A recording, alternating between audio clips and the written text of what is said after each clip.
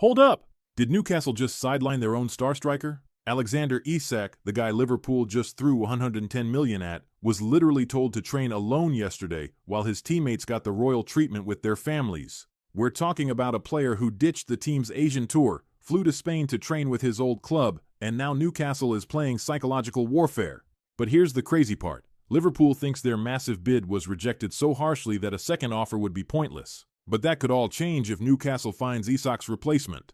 And speaking of replacements, both Man United and Newcastle are now battling for Benjamin Sesko, with bids over 65 million. This transfer window is absolutely insane, and we've got all the inside details you need to know.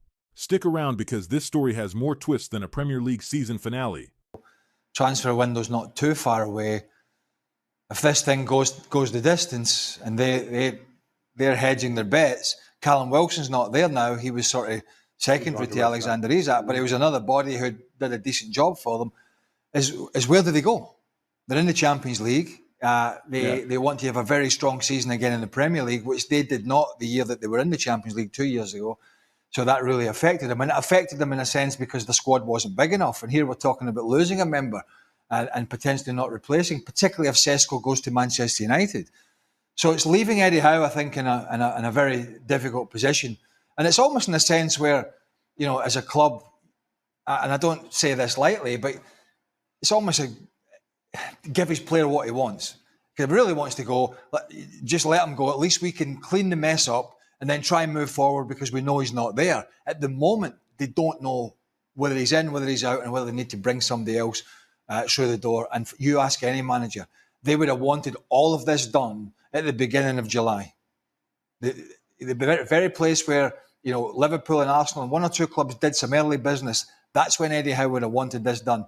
Not going into August and not 10 days before the start of the season. To that point, I think Eddie Howe has been blindsided by this. And that also does not help Isak's position. No, absolutely not. And I'm sure. What do you mean from the player? Yes.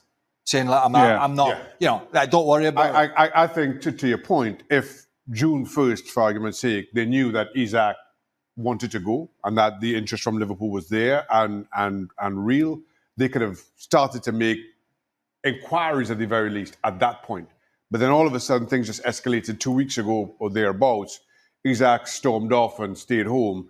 And as a result, Newcastle are now trying to find a striker to fill a void after having agreed to let Callum Wilson go, etc. I just feel the club have been blindsided. And that hasn't helped their position, hasn't helped their attitude towards